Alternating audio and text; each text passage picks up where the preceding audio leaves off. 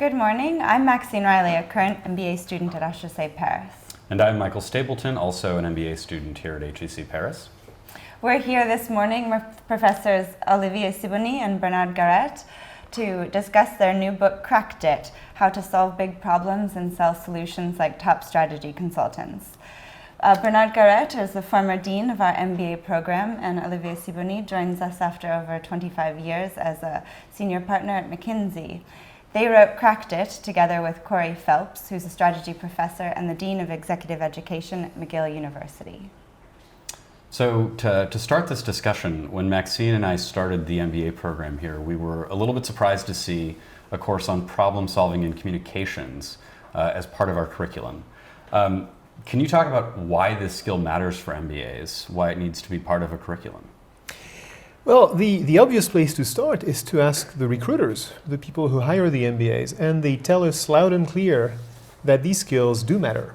When you ask recruiters, the Financial Times did, for instance, it polled MBA recruiters and asked them what are the most important skills that you're looking for, and consistently when they do that, the ability to solve complex problems ranks among the top 5. Bloomberg Businessweek did another survey, same kind of answer. The thing is, they also tell the pollsters that these skills are among the hardest to find. They are not only important, they're also very difficult to find in newly minted MBAs. So basically what they were telling us was, you guys, business schools in general, you're not doing your job, you're not delivering what we need. That was a real gap. So is this mainly a career thing, or is there also an academic component to these skill sets? Well, actually both. So it's definitely a career thing, but also in terms of the curriculum of the MBA, we thought that was a really important addition. And one of the reasons was that the students told us that the courses sometimes can be perceived as disconnected. So they get courses in marketing, finance, strategy, etc., etc. But MBA students who are experienced people, and then they go back to companies, realize that when problems arise in real life, they don't come with a nice label saying it's a finance problem or strategy problem. And basically what they need is an integrative way to solve problems. And so in terms of the curriculum, in terms of the connection between the courses and the sort of integrating all the knowledge together, we thought that a course like problem solving and communication was really useful. Mm-hmm. Could you give us an example of that type of problem, integrated across disciplines? Well, here's one. The difference between the integrated problems and the sort of problems that every business person, in fact everyone, solves every day, is the integrative nature. So typical problem that we solve every day would be, for instance, you're a marketing person and you need to design a new campaign and you need to choose between different options. Yeah. Or you're a production manager and you've got a problem in the plant and you need to solve the problem and to get the line back to normal production. Those are very important problems. And when we talk about problem solving, people often think, but that's what I do all day, because that's the sort of problems they solve. Now, here's an integrative type of problem that's completely different from this. Suppose, since we're on Facebook, suppose you're Mark Zuckerberg and the Cambridge Analytica scandal is hitting. What kind of problem is that? As Bernard was saying, it doesn't come with a label that says, hey, it's a PR problem, or hey, it's a strategy problem, or hey, it's a marketing problem, or hey, it's a technical problem. It's all those things at the same time. How are you going to frame that problem in order to be able to solve it? That's what we mean. Okay. Well, not all the problems that we are talking about are as dramatic as this one.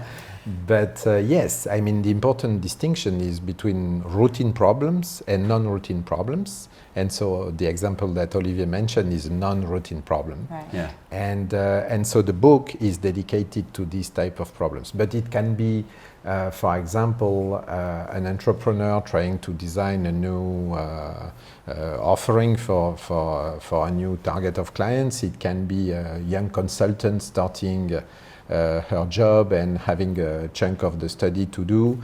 It can be a lot of different things. Mm-hmm. Just problems that are non-routine, complex, and that call for a specific problem-solving approach. But Professor Sibony just mentioned that we run into these problems all the time at our jobs.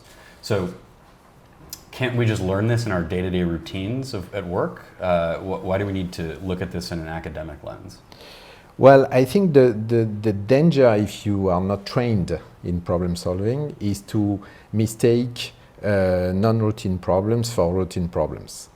And in this case, the pitfall is that you will solve any problem like a routine problem. Uh-huh. And so what do we do when we solve routine problems? Well, in general, we jump to conclusions. So basically, we know what the problem is about. We have a solution in mind. We do a quick mental check to verify that it might work. And then we switch into implementation mode immediately. And so we don't take the time to really pose the problem, to analyze it, etc., etc. Mm-hmm. We just jump to conclusions and implement that. And this can be very deceptive, very risky. So yes, I think the training is important. Here's an example, actually, which is one of the many stories we tell in Cracked. Suppose you're the music industry at the turn of the century, and you're suddenly realizing that students in their dorms are going to Napster and to other peer-to-peer sites and downloading music for free. What is this? Now, if you are looking at this as a routine problem, as one of the many problems you've solved before, you recognize this, or you think you recognize this, as a problem of piracy. Mm-hmm. You've been dealing with piracy at the time of the cassette tapes. You've been dealing with piracy when people are printing bootleg CDs and selling them on the night markets in Asia. So you recognize this problem. You've been there before. What's the solution? The solution is sue the bastards. And that's what you do, yeah. Right? And so you join forces with all your peers in the industry and you sue Napster and you get them shut down and you declare victory. Have you been successful? Of course not. You've solved the wrong problem.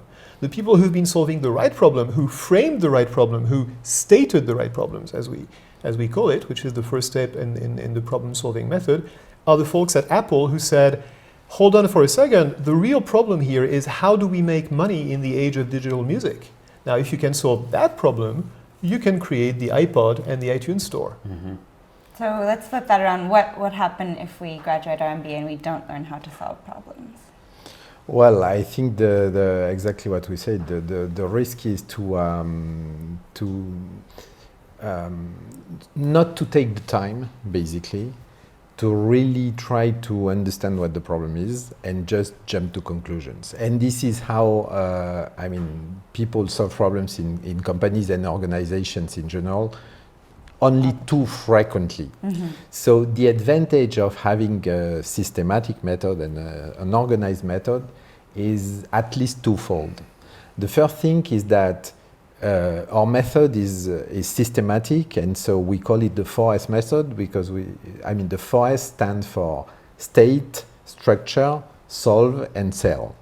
So basically solve comes only third, which means that the message is to take the time to really state and structure the problem before trying to solving it. Mm. So I think this is an advantage, and this can have major consequences in the way in which you really approach the problems. And so of course the advantage is just to have a better solution, because you will have looked at the problem from different facets, and you will have explored all the analysis and all the steps you need to really go through in order to find this solution. So the advantage is just to be systematic. Okay. The second thing is the ability to work in teams, because most people solve problems in teams.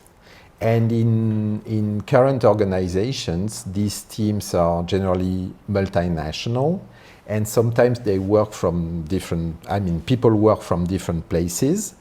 And so miscommunication or the inability to really tackle the problem in an organized manner is really important.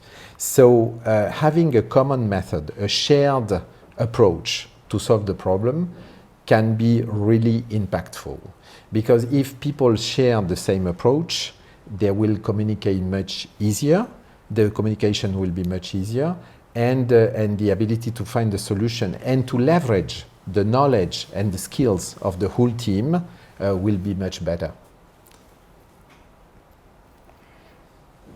So problem solving is something that's not usually taught as a standalone course, sort of embedded in courses here and there. Where did the frameworks that you talk about in Cracked It come from? Did you just make them up? We didn't just make them up, although we did make up the 4S method as a sort of integrative approach to problem solving. It comes from 3 different places which we blended together. The first is the first place we looked is what the strategy consultants do, because they solve complex business problems for a living. Typically, when you have a very complex, integrative, ill-defined problem of the sort we talked about earlier, what do? You call strategy consultants, and somehow they solve it. It's not because they're smarter than you are. It's not because they know your business better. They clearly don't. So how is it? Well, it's because they have a method, and their method is rooted in good old logic that goes back to Descartes and to Aristotle and so on. But it's packaged in very neat, useful tools like the issue tree and the hypothesis pyramid, and we talk about all those things in some great detail. And they're very useful. They're usually not taught outside of the world of consulting. They will be very useful to people preparing for case interviews in consulting firms. So that's one source. However, we didn't want this to just be a book about consulting. It's not a consulting textbook. It's a book for executives and managers who have business problems to solve. So we looked for 2 other places. We'll look in 2 other places, sorry. One is cognitive psychology, because it has a lot to tell us about the pitfalls that people run into when they try to solve problems. And the other, interestingly, is design thinking, because it struck us that many problems that people actually face are not amenable to the sort of decomposition that consultants are very good at doing, but actually require more holistic thinking. So these 3 sources, the consulting toolbox, cognitive psychology, and design thinking, are the 3 inspirations, and our work has been to blend them together in an integrative framework that actually tells you which method to use for what problem. Mm-hmm. So I can see how this type of approach would be really useful for CEOs or ultimate decision makers, but what about for us just having graduated our MBA? Are we going to be able to apply these tools to advance our careers? Oh, I certainly hope so. And I think, well, in particular at the beginning of a career, it can be extremely useful because as Olivier said at the beginning, recruiters look for this type of skills in candidates. And the reason why is because in current organizations, organizations are not as, let's say, hierarchical as they used to be. And so most of them are project-based. So you will be put in teams and basically to solve problems.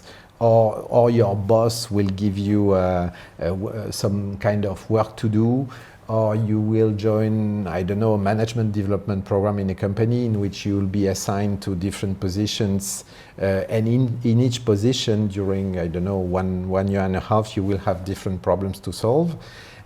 So yes, I think even at the beginning of a career, the likelihood that you are exposed to non-routine problems to solve is actually very high, and it gets higher and higher.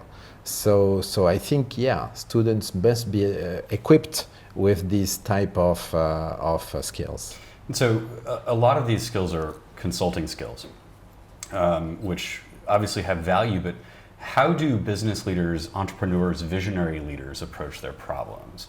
Why should we trust consultants' approaches over theirs? Well, actually, maybe we shouldn't. Yeah, exactly. Well, I think, as Olivier said, the consulting part is only one part. Sure. And it's based on decomposing a problem into smaller issues that you can solve one by one. So it's extremely analytical. So it basically tells you which analysis you have to perform in order to solve tiny bits of a bigger problem and then make that cohere into a solution for a larger problem. So this is the consulting part, and it's useful. Mm-hmm. But I agree with you, it doesn't help to solve any type of problem. And so this is why basically we looked into other things. And so speaking of visionary leaders or entrepreneurs, etc., yeah, I agree, not all problems and this type of problems do not fit with the typical analytical method. Mm-hmm. So some problems are amenable to this analytical method, others are not. And so this is why design thinking is so important. It's not just the visionary leaders, by the way. Even a regular executive will sometimes have to decide on an advertising campaign or on designing a new product or in fact on shaping a new strategy. And that's the sort of thing where you need a holistic approach as opposed to a decomposition approach. Mm-hmm.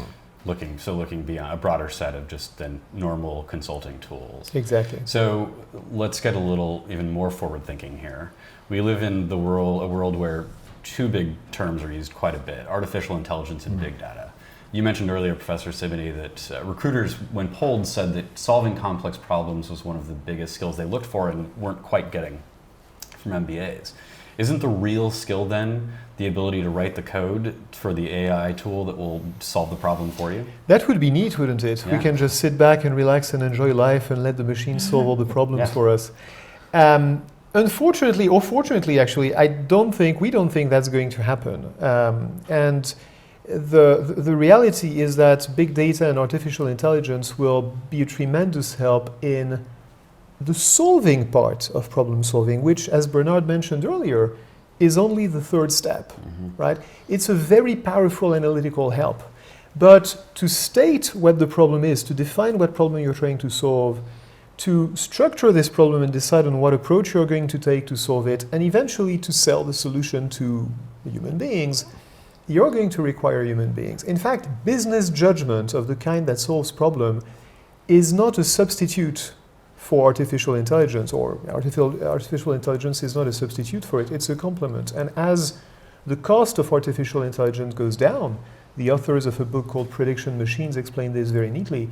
As the cost of artificial intelligence goes down, the demand for its complement, business judgment, will rise. So the value of being able to have good problem-solving instincts and good problem-solving method is going to be greater, not less, in the age of artificial intelligence. Actually, there is a study or a forecast by the World Economic Forum that says that the top three skills to thrive in the fourth industrial revolution are complex problem solving, critical thinking, and creativity. So these needs will become greater, not smaller, because of these new technologies. Absolutely. And this is basically our table of contents.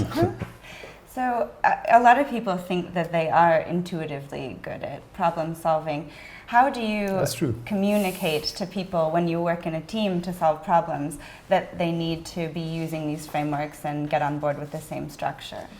Well, there is a very simple trick that you can use and that we use in our course, which is just to put people in a situation. So basically give them a case and tell them, okay, now you have 1 hour as a team to state the problem, just to write the problem statement, to tell us what the problem is.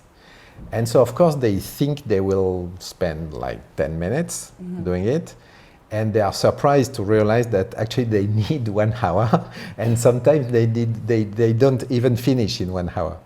And probably the fact that we have international students is also a factor, because they have to just to communicate properly in order to do that.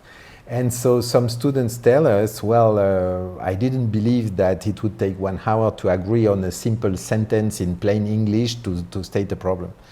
And so it shows the importance of just, stepping back and trying to really understand what the situation is, what the issue is, and you need a method to do that, because otherwise... Because then they realize that if they hadn't done that, they would have proceeded to solve completely different problems. Exactly. And they would have talked past each other for the entire time of the problem-solving exercise.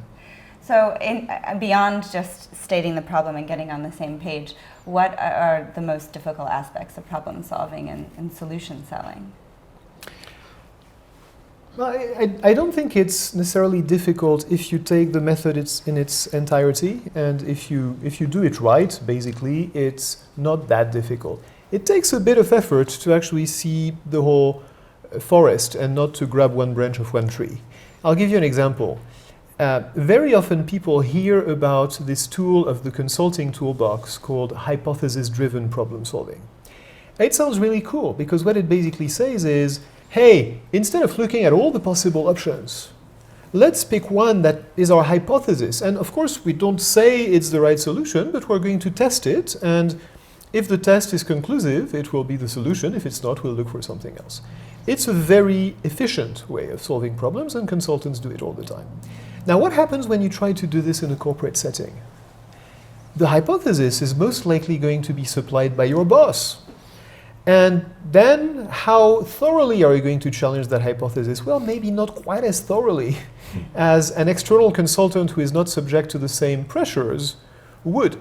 So some of the safeguards that exist in a consulting setting cannot be reproduced in a corporate setting, and therefore some of the methods that you would naturally apply if you don't see the whole picture can actually turn out to be dangerous. So what is difficult is picking the right part of the toolkit, the right tool from the toolbox, and for that you need the entire method.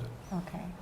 So, one final question. You talked about how using the wrong framework for the wrong problem can get you to the wrong solution. Are there any other limitations to the frameworks, or if you use them properly, will they work every time? Yeah, well, picking the right framework is definitely a challenge. And selling the solution. And selling the solution is probably even a greater challenge. And then the problem is that in a lot of cases, what people tend to do is to enter into selling mode too early. So when I said earlier that solve was only the third step, sell is the fourth step, is the final step. And if you believe that you are going to make time by, for example, writing PowerPoint slides from day one in a consulting study, in general you're wrong, because actually you will not even show most of these pages to the clients. But it's a very, very sort of tempting behavior, because you actually believe you are going to make time by starting to design the solution almost immediately, which is the selling part. So one of the messages that we have in the book is to tell people, well, don't click on PowerPoint too early. Just start. When you are in the selling mode, so you are convinced you have found a correct solution, try first to write your storyline. So basically, the story you are going to tell the problem owner, and tell the story of the solution, not the story of the search. So basically, you have to find convincing arguments to actually sell the solution. And on top of that, start with the core message, the governing thought, the most important thing. Mm-hmm. And this must be a call for action. Because what problem owners want is something that they can act upon in order to really implement the solution. So the selling part must be something actionable. Not just a recommendation that stays like a sort of intellectual analysis of the problem. And then finally, probably we must also understand that selling is as important as solving. Mm-hmm. So solving comes first, but then selling is really important. And not selling a correct solution is obviously a problem, because it will not be implemented if you don't sell it. And there are many reports, many very good work that is just lost because it was not sold to the problem owners. But also selling a wrong solution, so selling too early or selling a wrong solution, is also very dangerous. Mm-hmm. So there is a very well-known example, which is the nutrition example, or that in the world there is an epidemic of obesity, And for years, the solution that was sold to people was to eat less fatty food. Right. Low-fat diet, sure. So basically, the low-fat diet was the most common solution that was just sold to people. And I mean, since the 1970s, scientists know it's wrong, that the main source of obesity and coronary diseases, etc., is sugar, not fat.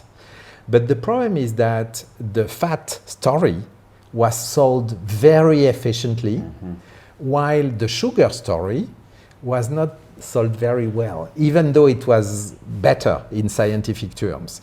And actually, there was a book written by a British scientist in the 70s. It was called White, Pure and Deadly, The Problem of Sugar, something like that. Yep. And this book actually was very well received, but the author didn't really, convince the public authorities, etc., that his views was right.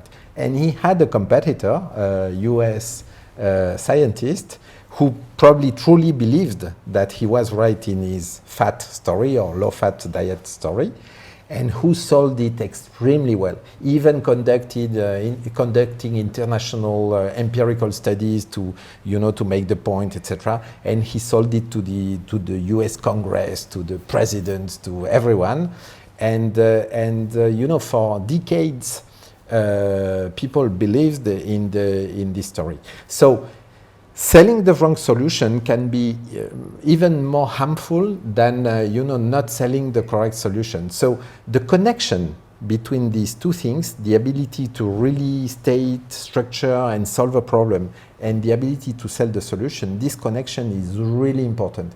And I think it is probably what makes our approach different.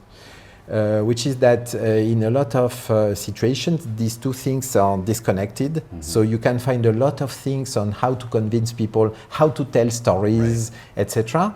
But the problem is that if storytelling is the only important skill that you learn, the risk is, to tell a nice story, but actually a wrong story. Right, selling the wrong solution.